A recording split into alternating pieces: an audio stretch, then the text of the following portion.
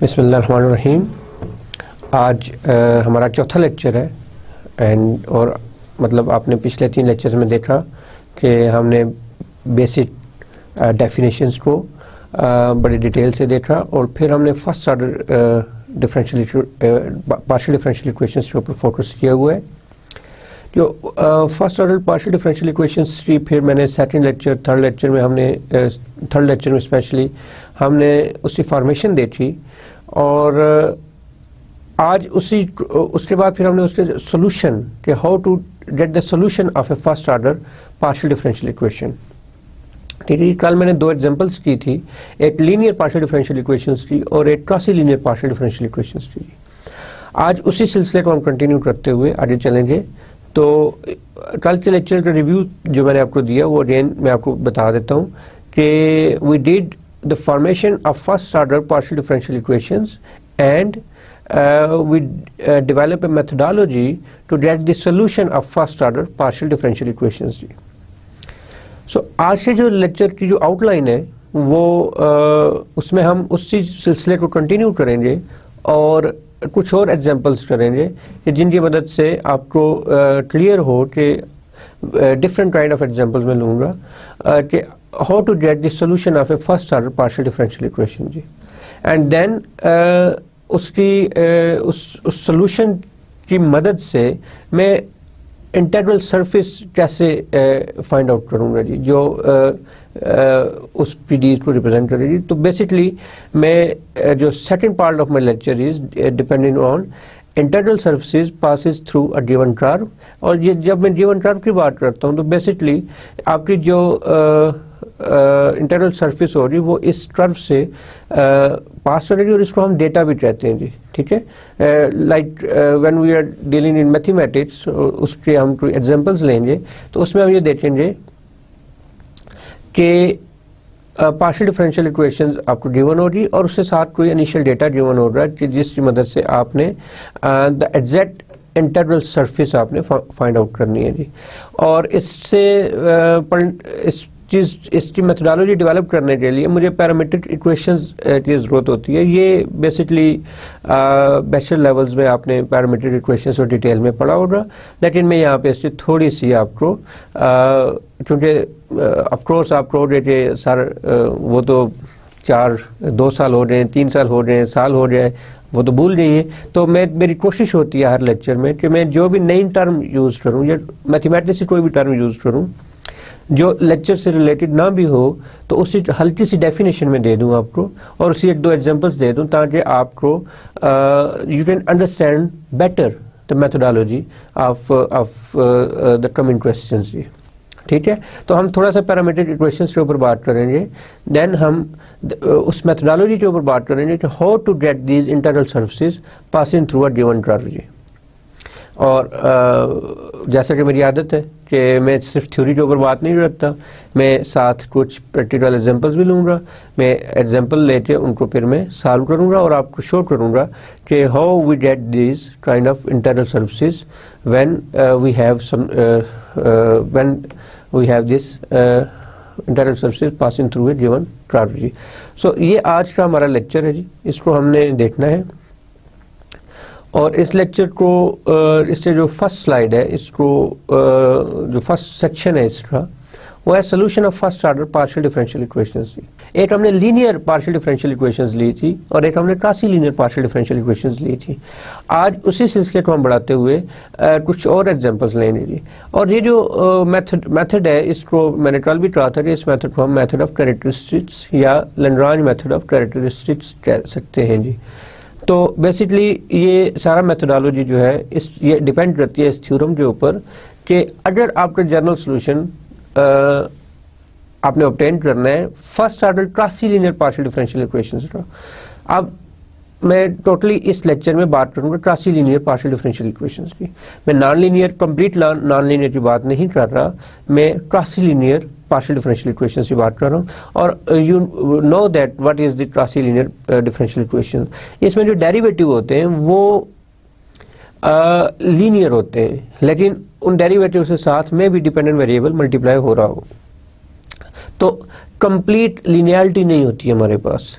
ठीक है। तो the general solution of first order quasi linear partial differential equation is given in equation 1.1 and this is a very famous equation which we even derive in the last lecture, or the second last lecture we derived this kind of equation, and can be written in the form f of uv is equal to 0, where f is an arbitrary function and u of xyz is equal to c1 and v of xyz is equal to c2.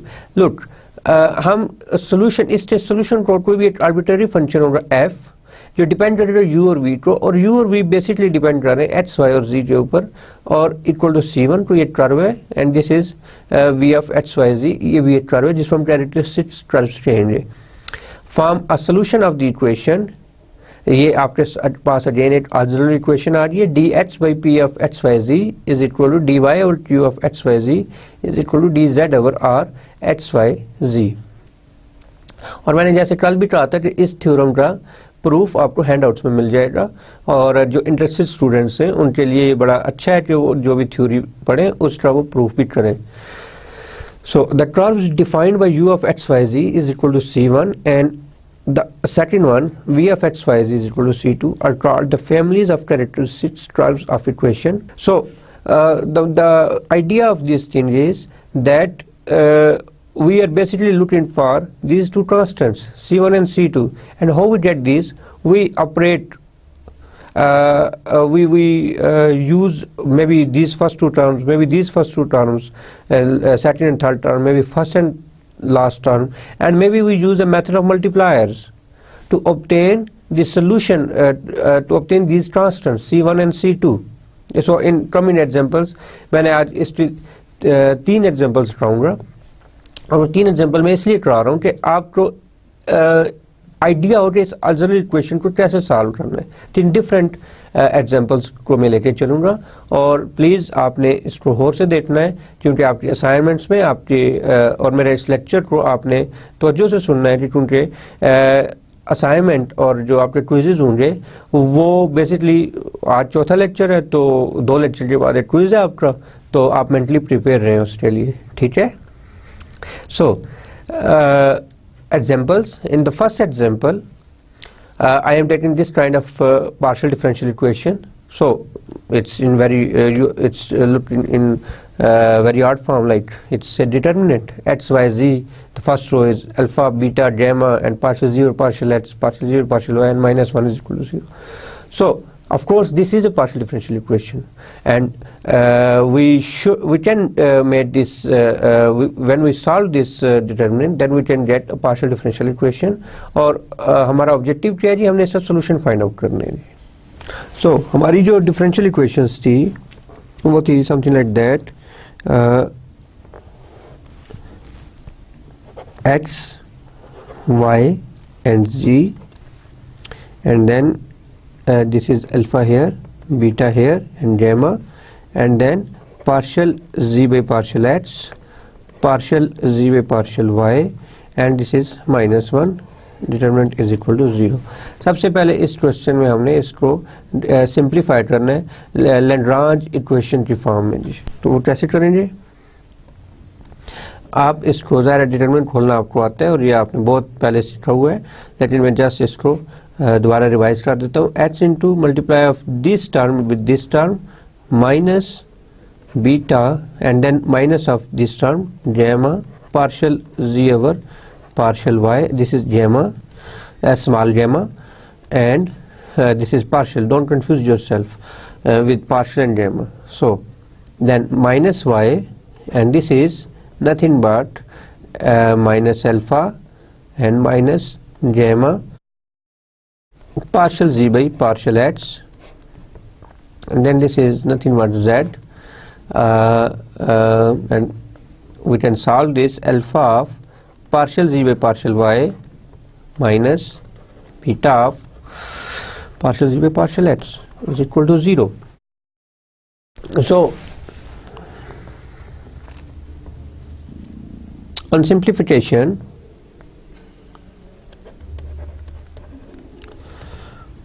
gamma x partial z by partial y minus plus alpha y plus partial z by partial x plus z alpha z partial z by partial y minus beta z partial z by partial x is equal to 0.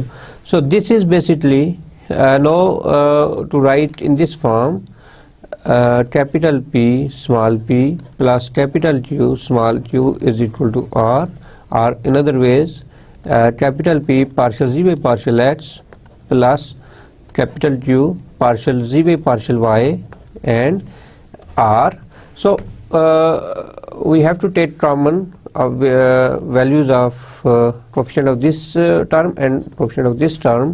So this is nothing but gamma y minus beta z into partial z by partial x, और similarly जब मैं partial z by partial y को common लूँगा तो plus alpha z minus gamma x partial z by partial y, and then this is equal to, इस term को मैं दूसरी साइड पे ले जाऊं, this is h beta beta h beta minus alpha y. So अब ये जो आपकी इक्वेशन है इसको मैं जानता हूं कि partial z by partial x को मैं पी कहता हूं और partial z by partial y को मैं क्यू कहता हूं. सो मेरी ये इक्वेशन बन जाएगी gamma y minus beta z partial z by partial, oh sorry, this is p plus small p of course, alpha z minus gamma x, and this is q, and this is h beta minus alpha y. So when you are going to make the auxiliary equation from this equation, we just do this. This is your capital P, this is your capital Q, and this is your capital R. So dx by, this is not the fraction basically, don't confuse yourself, I am just yes, and dx by p is gamma y minus beta z plus equal to auxiliary equation. I am writing auxiliary equation, so dy over alpha z minus gamma x, and this is equal to dz over beta h minus alpha y. So look at these equations. अब issue क्या है इन equations में, ये मैं example इसीलिए करा रहा हूँ, इस तरह के एक दो एग्जांपल्स और भी मैं कराऊंगा कि इनको इस ऑक्सिलरी इक्वेशन को कैसे सॉल्व करना है.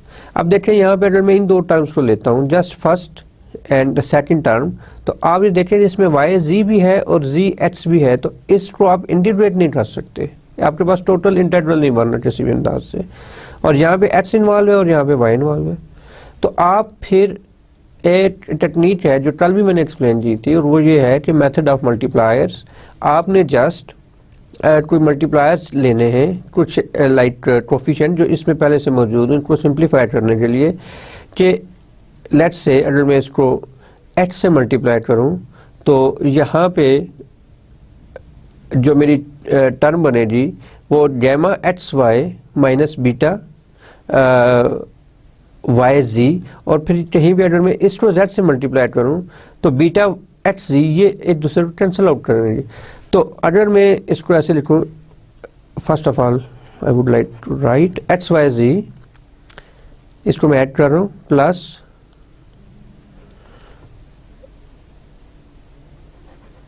D y d y plus z d z. So अगर आप इसको देखें, मैं इसके मल्टीप्लायर इस तरह करता हूँ h d x plus y d y plus z d z. अगर मैं इनको देखूँ कि क्या ये इक्वल टू यहाँ पे मुझे जो भी टर्म मिलेगी वो इक्वल टू यहाँ पे जीरो दे रहा है कि नहीं दे रहा, ठीक है.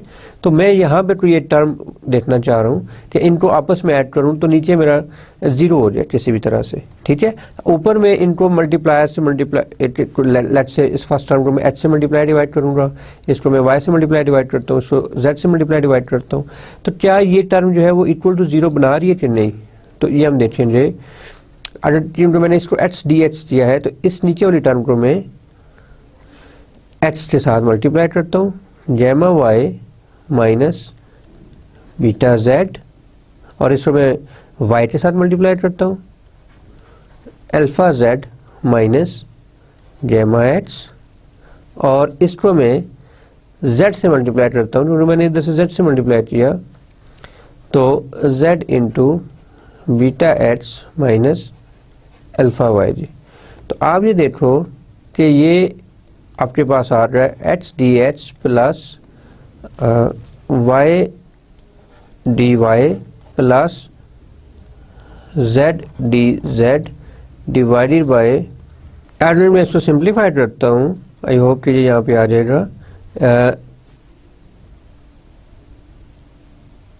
H gamma h y minus beta h z plus alpha y z minus gamma h y plus beta z h minus alpha yz. So here gamma hy will cancel this minus gamma hy, hz beta hz will cancel this term, and this minus sign term cancels this term. So here in this equation we achieve h dh plus y dy plus z dz divided by 0. So our one combination, the useful combination is, I will go to the next slide, h dh plus y dy plus z dz is equal to 0. ये method of multipliers हमें ये बताता है कि आप इस तरह एक आप अपना डिफरेंशियल ले लोगे और अब जब आप इसे इंटीग्रेट करोगे, integration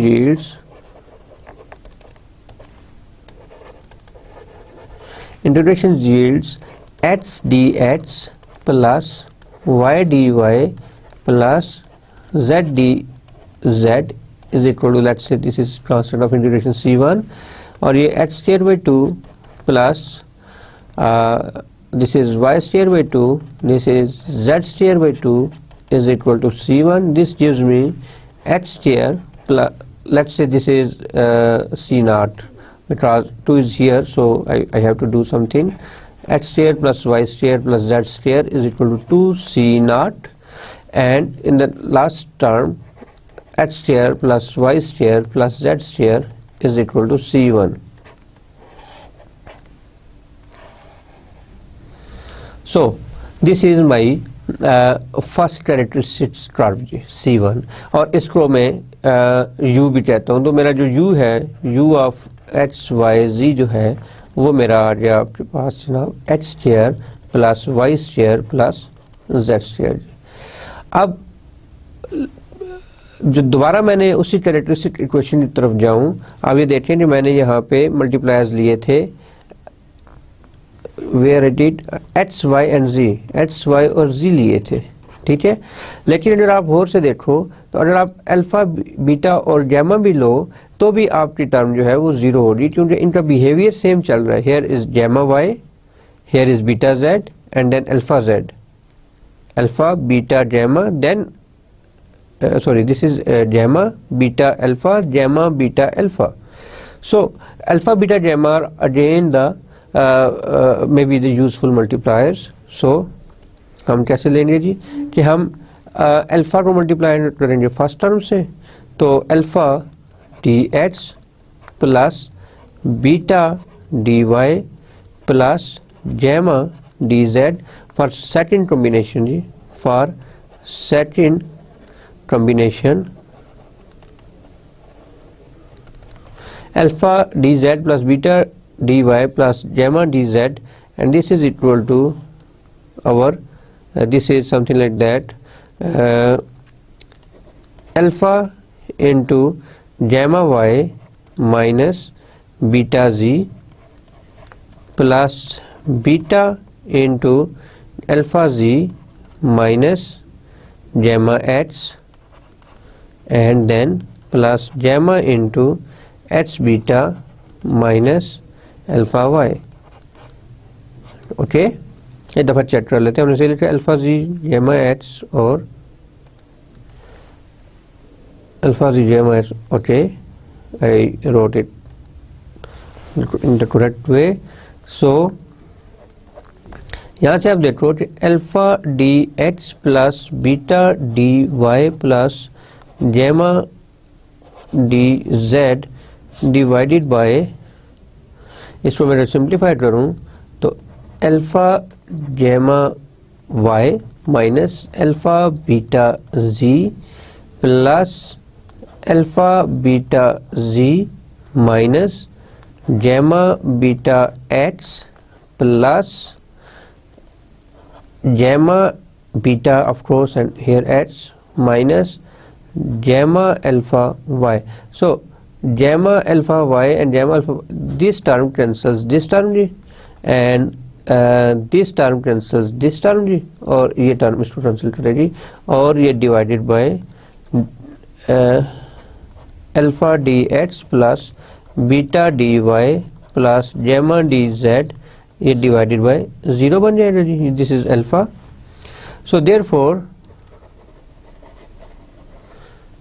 our second after using these multipliers alpha beta और गैमा, मैंने ये दो मल्टीप्लायर्स तीन लिए अल्फा बीटा और गैमा, तो आप ये देखें कि ये आपके पास आ रहे हैं alpha d x plus beta d y plus gamma d z is equal to 0. जब आप इस इंटीग्रेशन करेंगे, integration implies alpha x plus beta y plus gamma z is equal to C2. So मेरे पास C1 भी आ गया और C2 भी आ गया और ऑफ कोर्स ये जो चीज़ हो रही वो मेरी V of x y z जो होगा उससे इक्वल हो रही थी alpha x plus beta y plus gamma z जी. और इसी तरीके से मैंने पहले यहाँ पे u भी निकाल लिया था, तो जो मेरा जनरल सोल्यूशन हो रहा है SPD का, the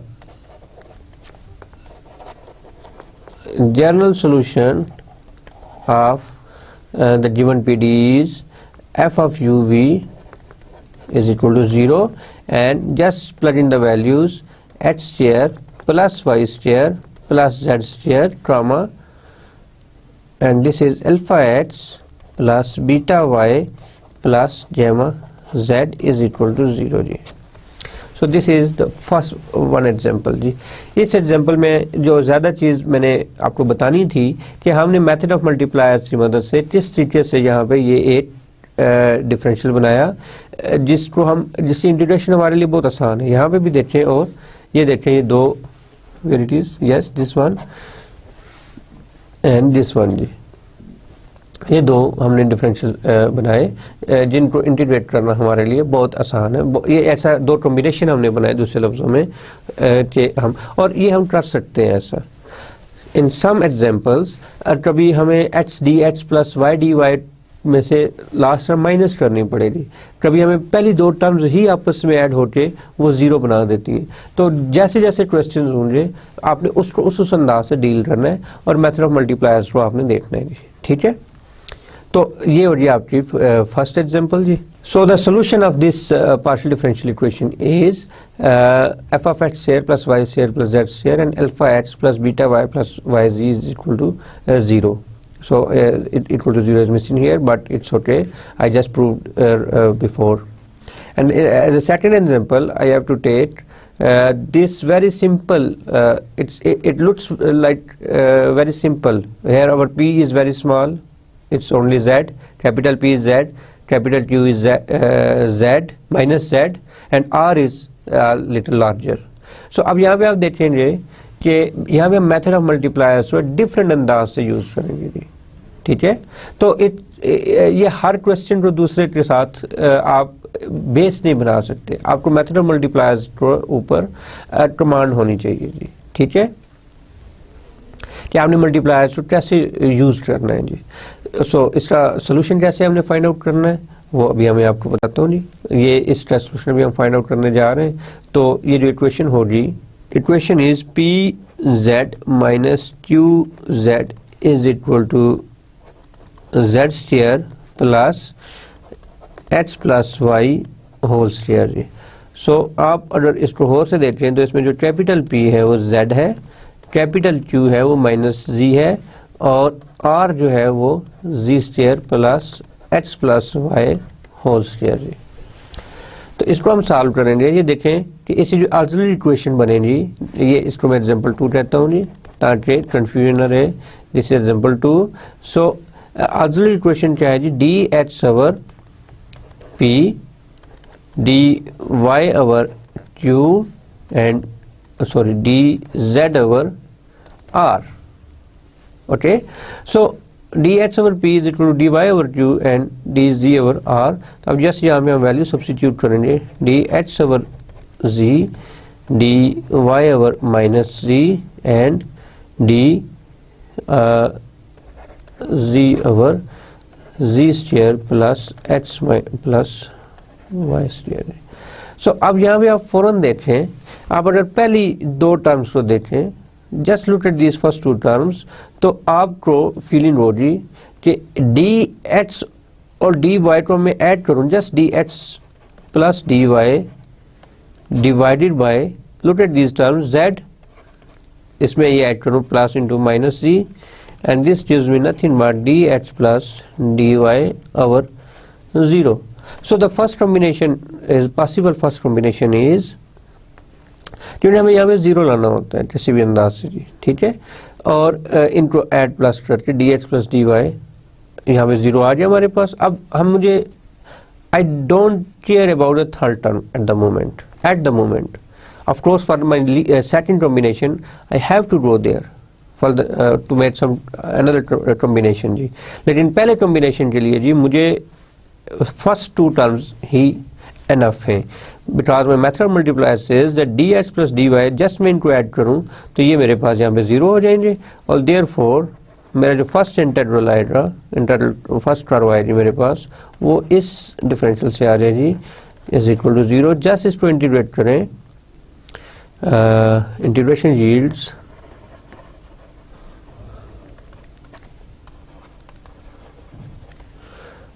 dh plus dy is equal to let's say this is c1 and this is h plus y is equal to c1 जी।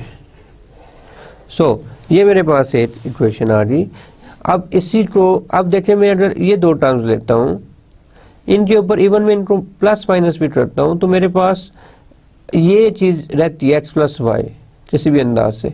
अगर मैं ये टर्म और ये टर्म लेता हूँ, फर्स्ट एंड लास्ट टर्म लेता हूँ, और ऑफ कोर्स z से कैंसिल हो सकता है, मैं कैसे भाई, इसको मैं z से मल्टीप्लाई डिवाइड करूँ और यहाँ पे z स्क्वायर आ जाएगा और जस्ट इसको इसमें से सेपरेट कर दूँ, यानी z dh minus D like z dh minus dz ये मेरे पास आ जाएगा, ठीक है। लेकिन z square minus z square minus h plus y whole से ये टर्म तो कैंसिल हो रही है, लेकिन ये 0 नहीं हुआ, जो हमारा गोल था वो हमें अचीव नहीं हो रहा।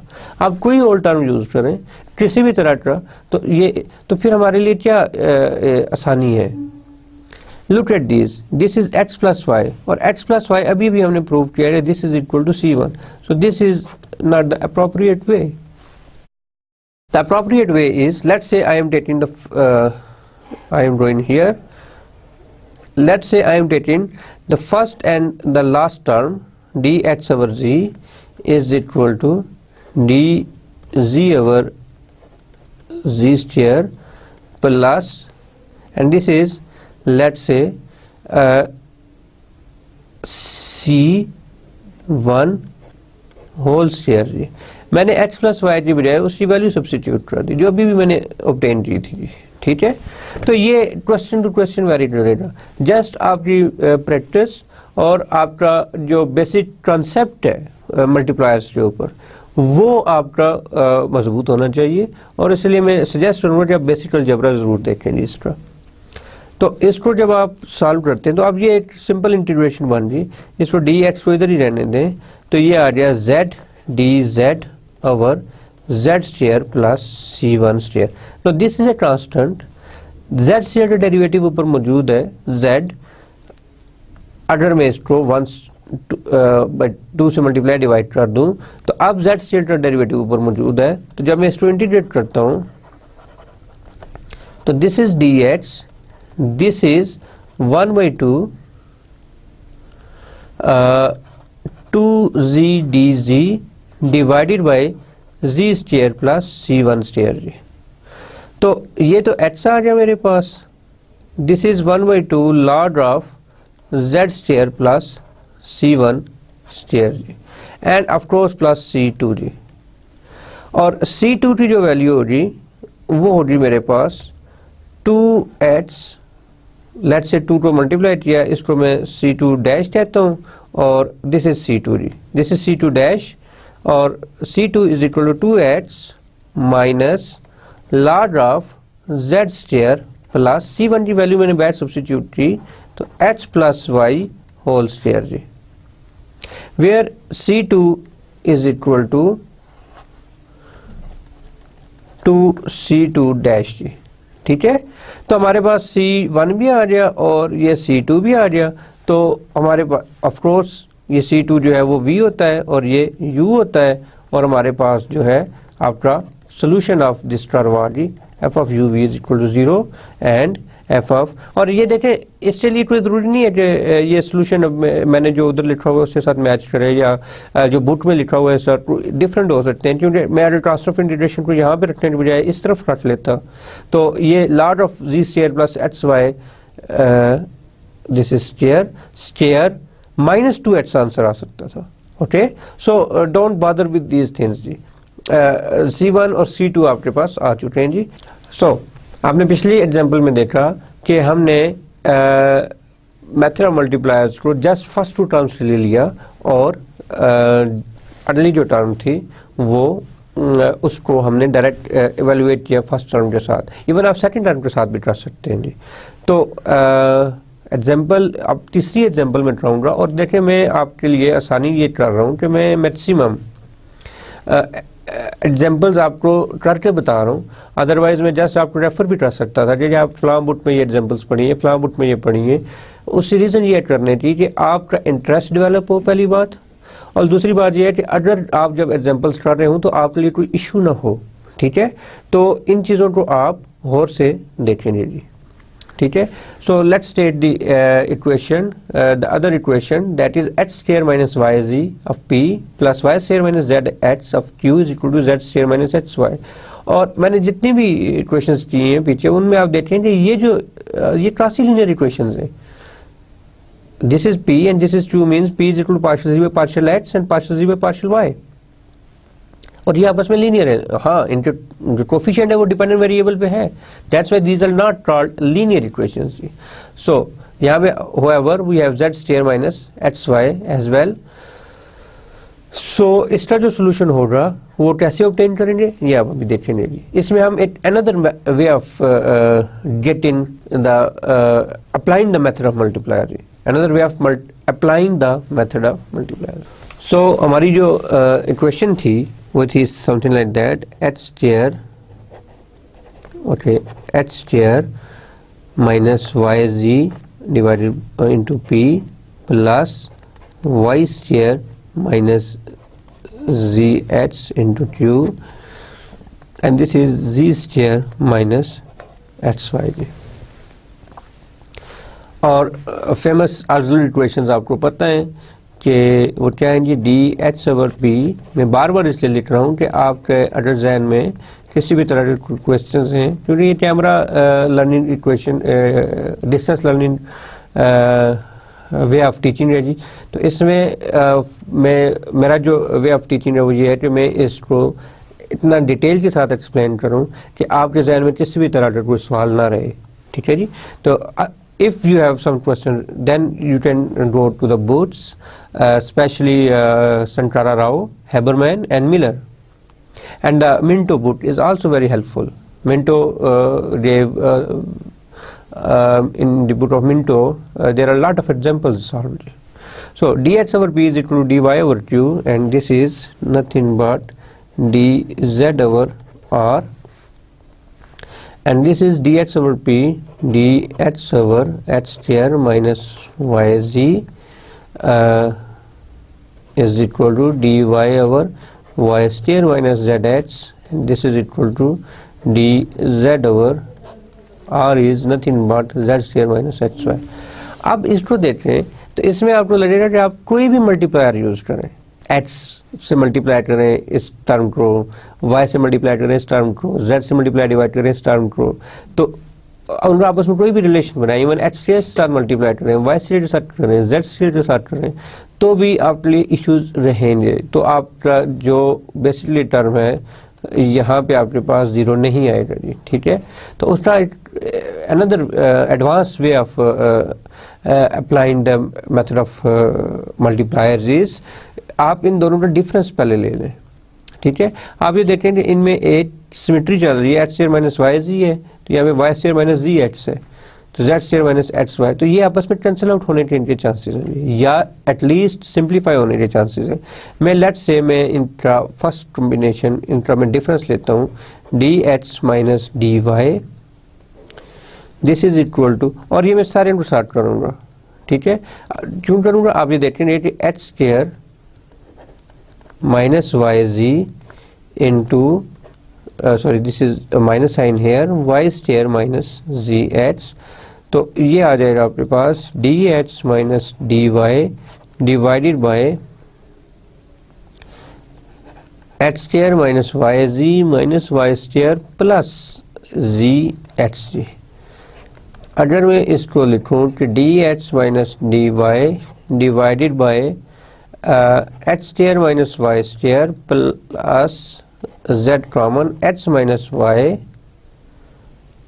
and again this is equal to nothing but dh minus dy divided by h minus y h plus y, क्योंकि ये जो फार्मूला है a square minus b square is equal to a minus b into a plus b, मैं इस फार्मूले को use करते हुए लिख रहा हूँ, plus z into h minus Y.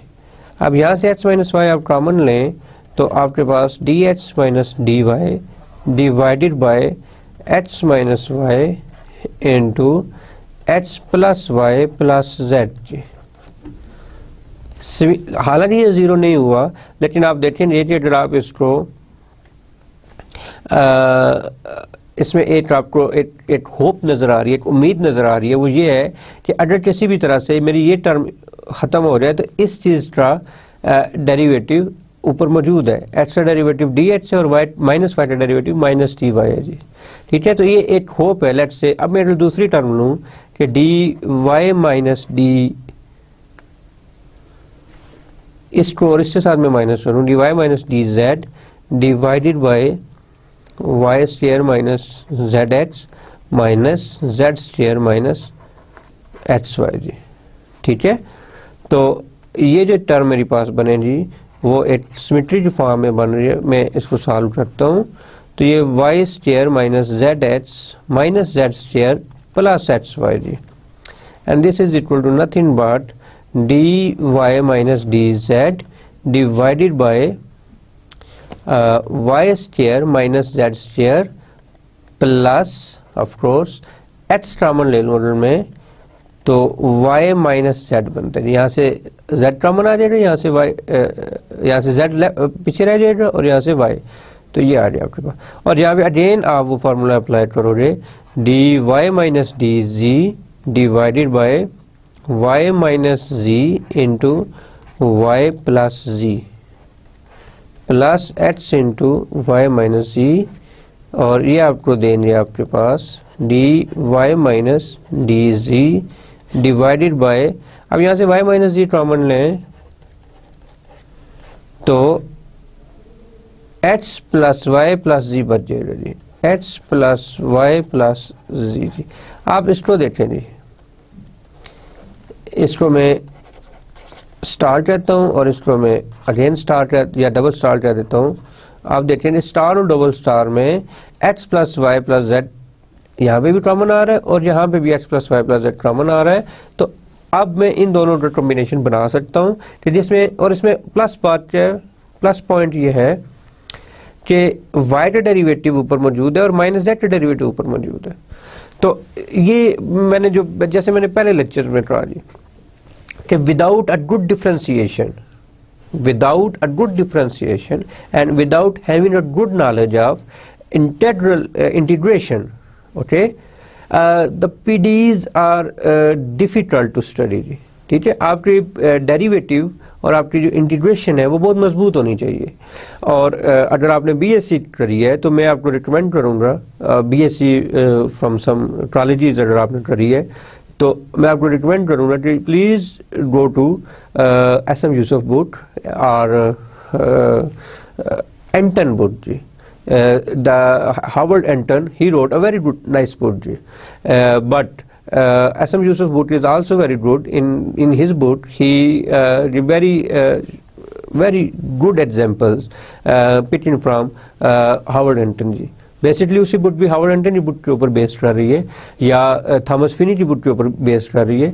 तो मैं इस सारी डिस्कशन का बताने का मकसद यह है कि please go and get your differentiation and integration strong. Without the differentiation and integration PD को पढ़ना काफ़ी ज़्यादा मुश्किल है जी, ठीक है। इसलिए आपको मैं रिकमेंड करता हूँ बार बार, और इंटरनेट का सहारा लें। जस्ट गूगल पे डिफरेंशिएशन लिखें और इंटीग्रेशन लिखें तो आपके पास बहुत अच्छे अच्छे नोट्स पड़े हैं वहाँ पे, ठीक है। मैं कोशिश करूँगा नेक्स्ट लेक्चर में मैं आपको कुछ अच्छे वेबसाइट्स आपको बता दूं कि मैं देख वहाँ से आप डिफरेंशिएशन और इंटीग्रेशन देखेंगे। तो इस सारी डिस्कशन का मतलब ये है कि बेसिकली मेरे पीछे जहन में ये है कि मैं किसी भी तरह से इनको सॉल्व कर सकूँ जी। तो सोल्यूशन मेरे पास आ रहा है, लुक एट दिस, y का डेरिवेटिव y है और z का डेरिवेटिव dz है। और सिमिलरली अब मैं उसको सॉल्व नहीं करने जा रहा तीसरे को, मैं जस्ट यहाँ पे लिख रहा हूँ कि अब dz का डिफरेंस dh के साथ लेंगे तो dz minus dh, this is nothing but of course z minus h into h plus y plus z जी। ये तीसरा टर्म आपने खुद देखनी है जी, जस्ट जैसे मैंने स्टार और डबल स्टार फाइंड आउट किया जी, ठीक है। अब मैं इनको अगर मैं एक ही इक्वेशन इनकी बनाऊं तो ये बनेगा dx minus dy divided by h minus y into h plus y plus z is equal to dy minus dz divided by y minus z h plus y plus z is equal to dz minus dh divided by z minus h into h plus y plus z। ठीक है, मैं कभी z कह देता हूँ कभी z कह देता हूँ, तो ये प्रोनाउंसिएशन जब हमने स्कूल में पढ़ा तो z था, जब हम कॉलेज में पहुंचे या यूनिवर्सिटी में पहुंचे तो पता चला कि ये जी है। तो कभी z कभी जी, तो इससे आप प्लीज़ कंफ्यूज होइएगा।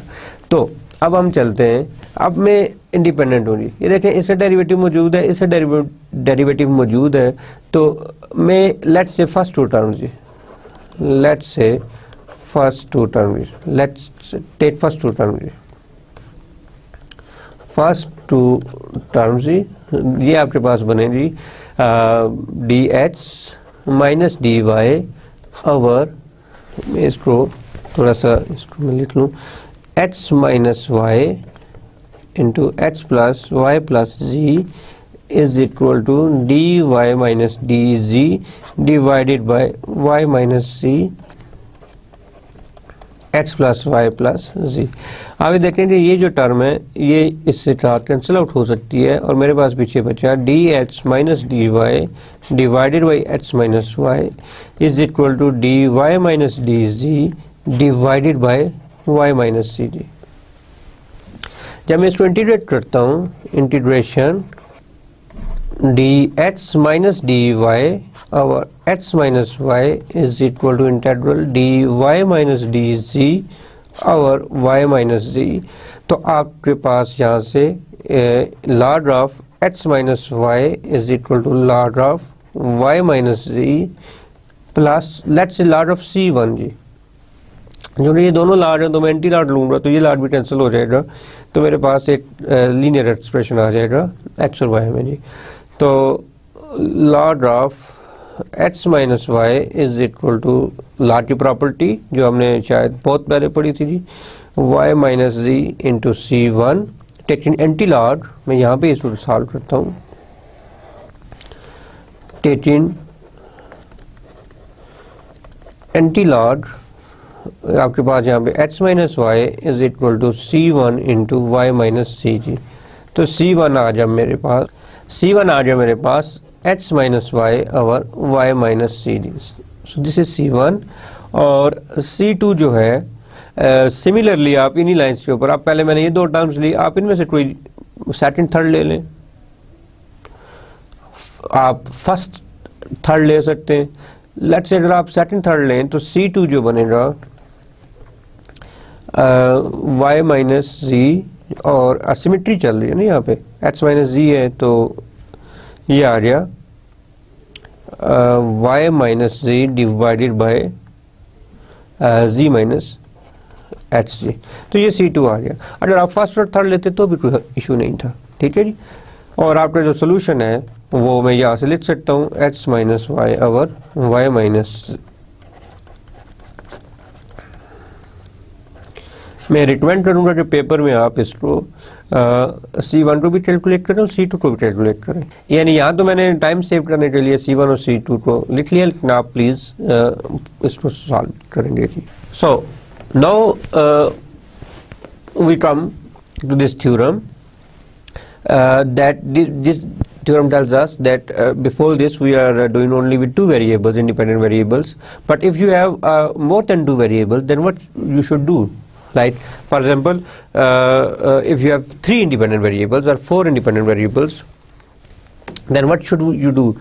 तो उसके लिए जो थ्योरम है वो ये है, वो कहता है कि let's say if ui is equal to h1 h2 up to hn and z is equal to or z again is equal to ci and I varies from 1 2 to n independent variables है आपके पास, ठीक है। तो जैसे हमने पहले करते थे कि एक u और v आपके पास आ रहे थे, जस्ट दो इंडिपेंडेंट वेरिएबल से, तो आपके पास दो कर्व्स आ रही थी u एंड v, अब आपके पास n कर्व्स आएंगे जी, ठीक है। तो are independent solutions of the equation, और ऑफ कोर्स फिर अगर तीन इंडिपेंडेंट सॉल्यूशन है तो आपके पास यहाँ पे ऑक्सिलरी इक्वेशंस में एक टर्म ज़्यादा हो रही है, अगर चार हैं तो दो ज़्यादा होंगी, और सिमिलरली अगर n है तो इसकी n टर्म्स होंगी, ठीक है। तो d z over d r जी। Then the relations f of u1 u2 up to un is equal to 0 in which the function f is arbitrary। जैसे हमने पहले देखा कि फंक्शन f जो है वो आर्बिट्रेरी है, is a general solution of the linear partial differential equation p1 partial z over partial h1 plus p2 partial z over partial h2, and this is the general solution of this partial differential equations, ठीक है। this is linear or maybe the quasi linear equation जी, दोनों में ये बात चलेगी जी, ठीक है। so in an example I took if u is a function of x and y and z, now अब हमारे पास तीन इंडिपेंडेंट वेरिएबल्स आ गए, पहले हमारे पास दो इंडिपेंडेंट वेरिएबल्स थे, ठीक है। तो अभी तक जितनी हमने एग्जांपल इससे पहले की हैं वो दो इंडिपेंडेंट वेरिएबल्स के साथ की हैं, और z जो था वो डिपेंडेंट वेरिएबल है x और y के ऊपर। नो अब मैंने तीन इंडिपेंडेंट वेरिएबल्स के साथ काम किया which satisfies the partial differential equation y minus z partial u by partial x plus z minus h partial u by partial y plus x minus y partial u by partial z is equal to 0। Then show that u contains h, y and z only in combinations h plus y plus z and h square plus y square plus z square. This is a question, some kind of question that उसमें हमें ये करना है कि हमने prove करना है कि हमारा जो सोल्यूशन है जो कर्व्स होंगी वो h plus y plus z के साथ और h square plus y square plus z square के साथ होंगी, कॉम्बिनेशन u के इसमें बनेगी। तो इसका सोल्यूशन मैंने ज़्यादा डिटेल में नहीं जाऊंगा, मैं आपको इससे पहले डिटेल में हम कर चुके हैं। Of course d h by y minus g first term आ गया जी, p plus d y over z minus h second is equal to d z over h minus y third, और ऑफ कोर्स यहाँ पे equal sign missing है, equal sign जी, it's type in mistake, so you can ignore this, this is the equal of d u by zero, there is no you here जी, u is like r is 0 here, so this is a homogeneous equation first of all, so there is no value here, so we put D you over 0 जी। तो सबसे पहले तो यहाँ से हमें जो मिल रहा है कि यूजिंग मल्टीप्लायर्स, इस टर्म के लिए तो मल्टीप्लायर्स यूज करने की भी जरूरत नहीं है, ठीक है। आप just d u is equal to 0 करो। सेकंड को d h plus d y plus d z is equal to 0, ये सेकंड मल्टीप्लायर है जी। और third multiplier of h d h plus y d y plus z d z is equal to 0। तो इन तीनों equations को आप integrate करोगे तो आपके पास u is equal to C1, तो फर्स्ट टर्म का इंटीग्रेशन आपके पास ये आ जी, सेकंड की ये आ जी, और थर्ड इक्वेशन की इंटीग्रेशन ये आ जी। Where C1, C2, C3 are arbitrary constants, thus the general solution can be written in terms of an arbitrary function in the form u is equal to f of x plus y plus z, look at this here, and h square plus y square plus z square जी। तो u जो है वो combination है x plus y plus z और h square plus y square plus z square का भी। तो I hope that you understand the idea of obtaining the solution of a differential equation ji. So अब हम क्या कर रहे हैं, क्वासी लीनियर और लीनियर इक्वेशंस की हमने बात की। अब हम क्या कर रहे हैं, और इसमें मैं इसको थोड़ा सा रिवाइज करना चाहूँ, इसमें हमने होमोजेनियस इक्वेशंस को भी डील कर लिया, ठीक है। In the case of homogeneous differential equation when your r is equal to 0, तो जो आपके पास डिपेंडेंट वेरिएबल है आपने उसको डिवाइडेड बाय 0 करना है जी। मैं अगेन कह रहा हूँ कि यहाँ पे इक्वल साइन मिसिंग है जी, ठीक है। So u is equal to f of x plus y plus z, h square plus y square plus z square. So now coming to the second part of our lecture. This is, now we are basically interested that we have a solution. If we have a solution, then with that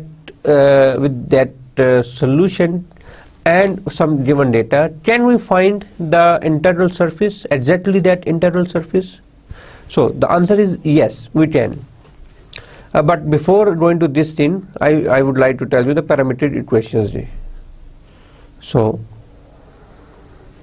the parametric equations are a set of equations that express a set of quantities as explicit functions of a number of independent variables known as parameters. So ये basically आपने बहुत पहले आपने इसको देखा होगा, और parameters क्या होते हैं, पैरामीट्रिक इक्वेशंस क्या होती हैं। आपके पास कोई कार्टेशियन इक्वेशन है तो आपने उसको पैरामीट्रिक फॉर्म में कैसे कन्वर्ट करना है, और पैरामीट्रिक फॉर्म को आपने कार्टेशियन में कैसे कन्वर्ट करना है, ठीक है। लेकिन मैं यहाँ पे जस्ट उसका थोड़ा सा आपको बैकग्राउंड देता हूँ एक एग्जांपल या दो एग्जांपल्स के साथ, कि let's say the equation of a circle in Cartesian coordinates is h square plus y square is equal to r square, while its one set of parametric equations are h is equal to r cos theta and y is equal to r sin theta. So what I am doing here, if I put h, the value of h is here and the value of y is here, then this is h r square cos square theta plus r square sin square theta, and of course cos square theta plus sin square theta is equal to 1, and it gives me r square. So this equation is satisfied.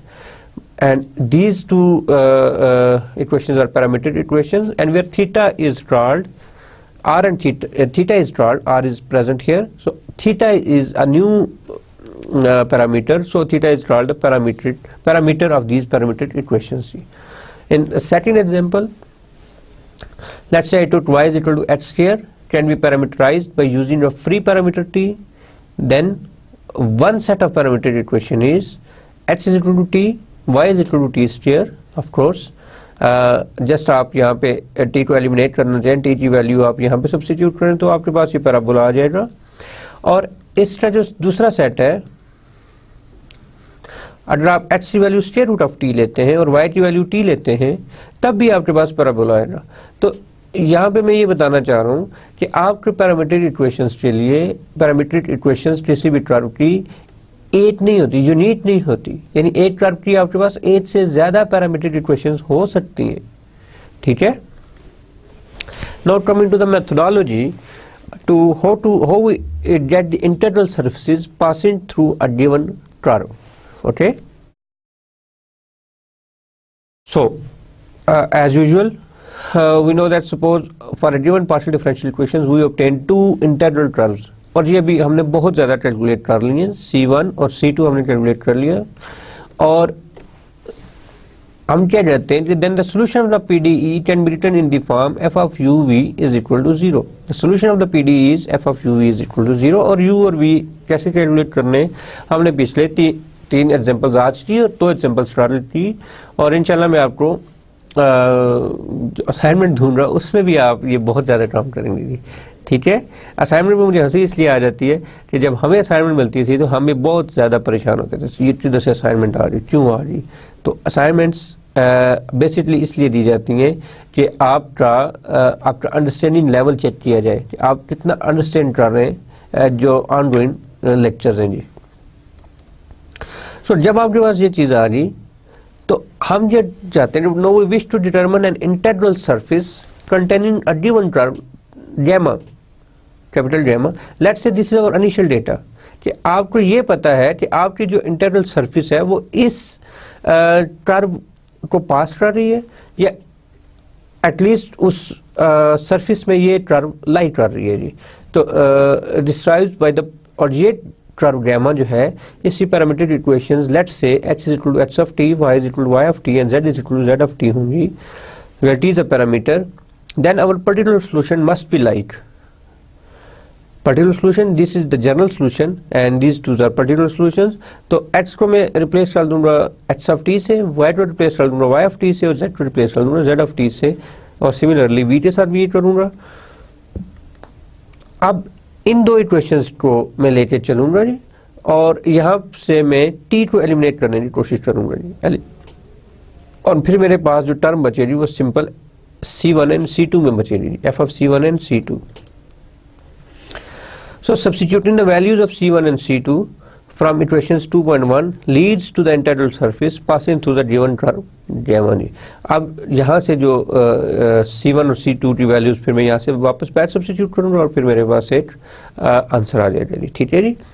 तो examples लेते हैं। एक example, find the integral surface of the partial differential equation h y square plus z p minus y h square plus z q is equal to h square minus y square z containing the straight line x plus y is equal to 0 and z is equal to 1 जी, ठीक है। containing the straight line x plus y is equal to 0 and z is equal to 1। ये initial data है हमारे पास। तो ये दोनों जो लाइनें हैं z is equal to 1 की लाइन और x plus y is equal to 0, ये वो जो हमारी रिक्वायर्ड इंटीग्रल सरफेस है उसके ऊपर लाई कर रही है जी, ठीक है। Integral surface is h y square plus z p minus y h square plus z q is equal to h square minus y square of z जी। तो और जो मैं इनिशियल डेटा है वो भी मैं लिख लेता हूँ ताकि मुझे याद रहे। तो अब यहाँ पे पहले सबसे पहला हमारा ऑब्जेक्टिव क्या है कि हमने सोल्यूशन फाइंड आउट करना है जी। First of all we need to calculate the solution of this given PDE. तो सोल्यूशन फाइंड आउट करने का वही तरीका है जो मैंने पहले बताया, दिस इज योर पी, यहाँ पे ये जो है ये एरिया आपका क्यू बनेगा और ये आपका आर बनेगा जी। और जब आर 0 हो तो भी मैंने आपको बताया कि क्या करते होते हैं। लास्ट एग्जांपल में हमारा जो लास्ट टर्म थी राइट हैंड साइड थी वो 0 थी, ठीक है। तो d h over h into y square plus g is equal to d y over minus y h square plus g and d g over h square minus y square into g जी। अब आप इसका जो multipliers हैं, अब आप देखेंगे कि आपके मल्टीप्लायर्स कैसे होते हैं सॉल्व आप करेंगे। तो आप पहले इन दोनों को देख लें, इसको मैं h के साथ मल्टीप्लाई करूँ, इसको y से करूँ। क्यों, मुझे फौरन क्या आइडिया मिला यहाँ से? आइडिया ये मिला कि यहाँ भी ये y स्क्वायर है, यहाँ भी h स्क्वायर है। अगर मैं इसको y से मल्टीप्लाई करूँ तो ये y स्क्वायर h स्क्वायर हो जाएगा और ये h स्क्वायर y स्क्वायर हो जाएगा, तो ये एक दूसरे को कैंसिल आउट कर देंगे, ठीक है। और बाकी ऑफ कोर्स कुछ टर्म यहाँ से भी आएंगे। तो अगर मैं इसको d h d h plus y d y divided by h square y square plus this is now this is h square, this is h square z minus y square h square minus y square z, this is, अब देखें ये term इसके साथ cancel out हो रही, इसमें z common लें तो आपके पास h square minus y square बचता है, तो यहाँ पे वो चीज़ मौजूद है हमारे पास। अब मैं इस थर्ड को मैं z के साथ मल्टीप्लाई नहीं करूँगा, ठीक है, मैं जस्ट इसको माइनस कर दूंगा, minus of h square minus y square into z, h square minus y square, this minus and this minus plus, so minus y square इसके साथ कैंसिल आउट हो जाएगा जी, और ये टर्म इसके साथ कैंसिल आउट हो रही, और आपके पास h d h plus y d y, of course this is y जी, sorry, and minus d z divided by 0, therefore h d h plus y d y minus d z is equal to 0 जी। तो इसको जब मैं integrate करूंगा तो मेरे पास आएगा on integration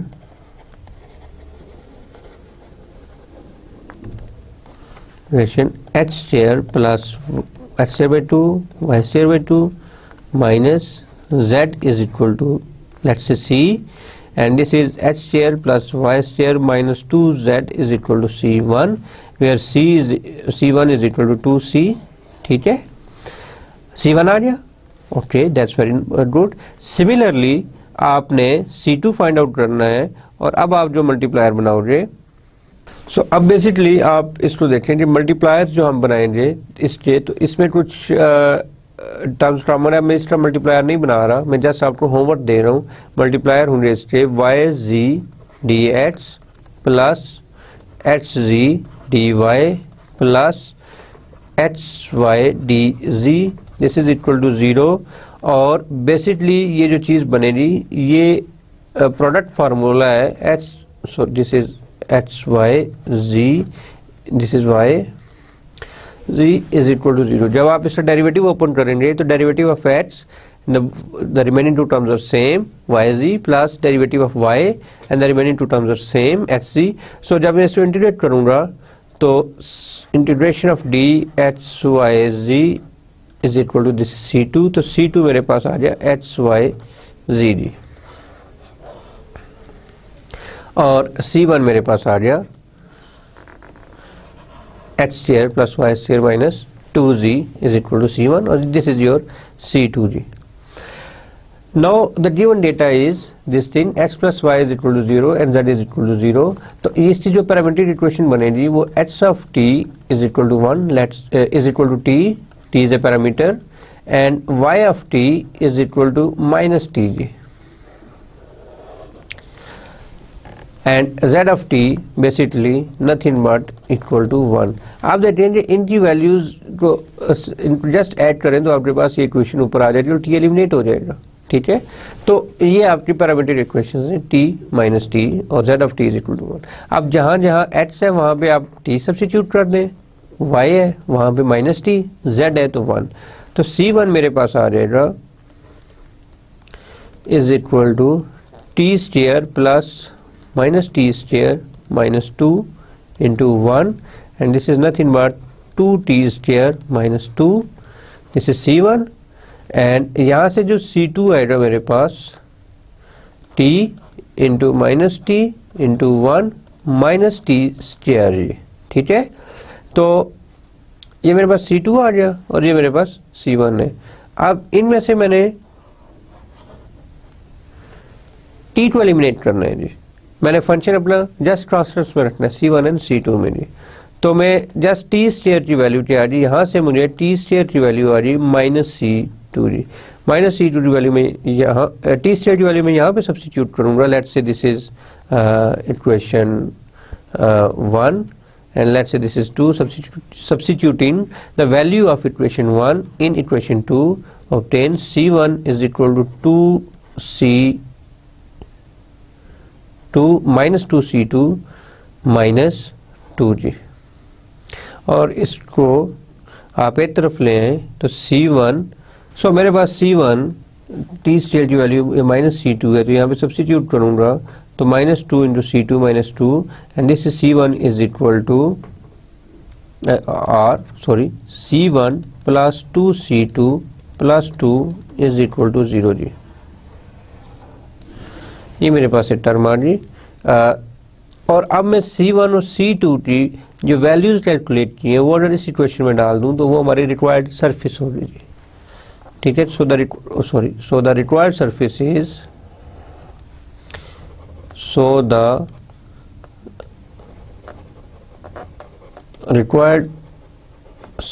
is just plug in the value of C1 की वैल्यू क्या होगी जी, यहाँ पे देखिए आप h square plus y square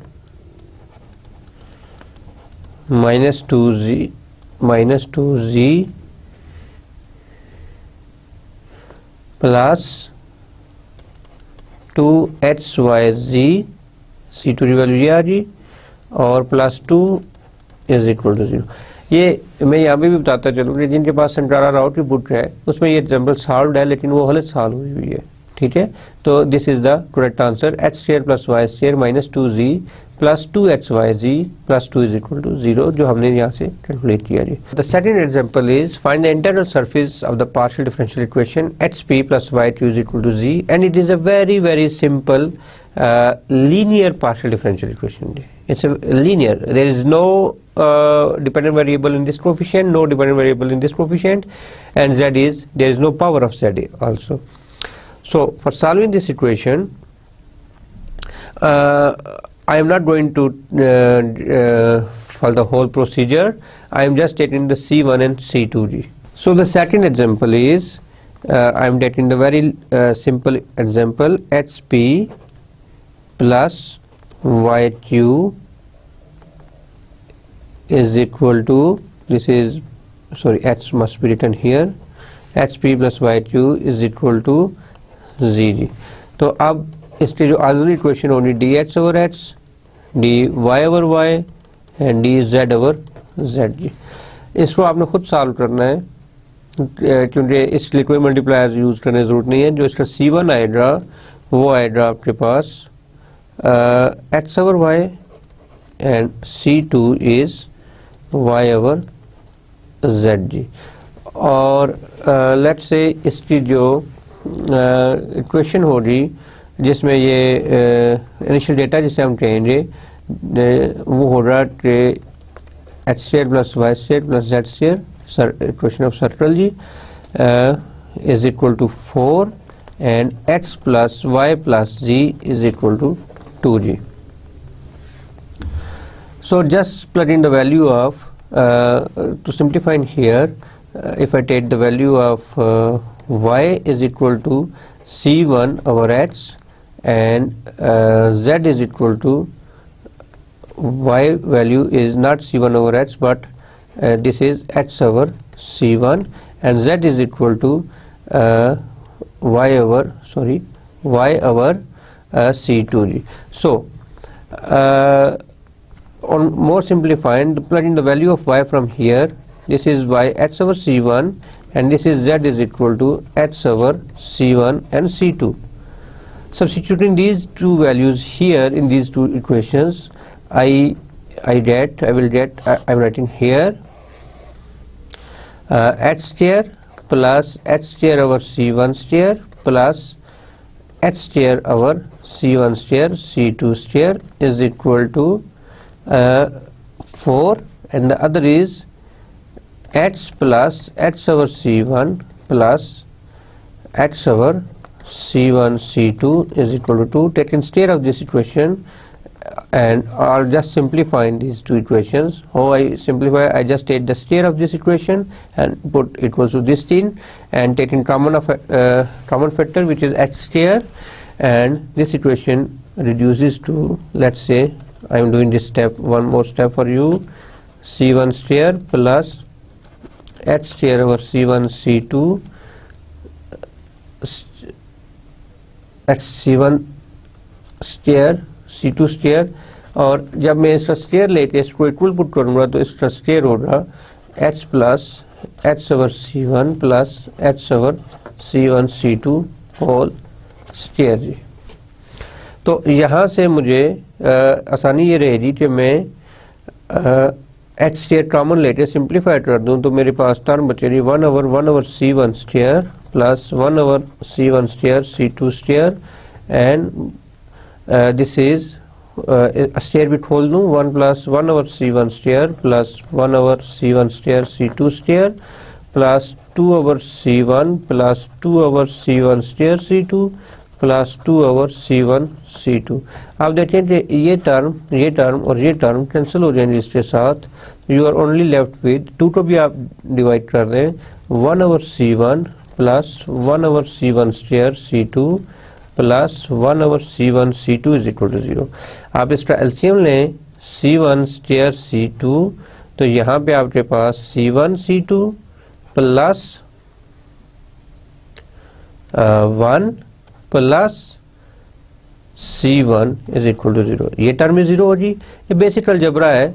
अब ये मैं इसको जल्दी कर रहा हूँ क्योंकि टाइम थोड़ा ज़्यादा हो रहा है।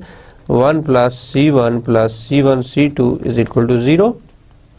Now what is the value of C1, xy and C2, yz? Just plug in value here and we will get the required surface G. C1 x over y plus C1 again x over y and this is again y over z and this is equal to 0। इसका LCM लेंगे आप तो ये आ जाएगा yz plus xz plus xy is equal to 0 and final term जो हमारी एज में यहाँ पे लिख देता हूँ due to want to there is no space there, so xy plus yz plus zh is equal to 0 is your required surface ji.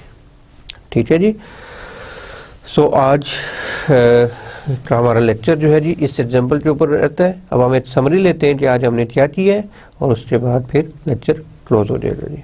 So the summary of today's lecture is we discussed the solution of first order partial differential equations, method of characteristics, and we did some 3 examples, and then we discussed the integral surfaces passing through a given curve, parametric equations.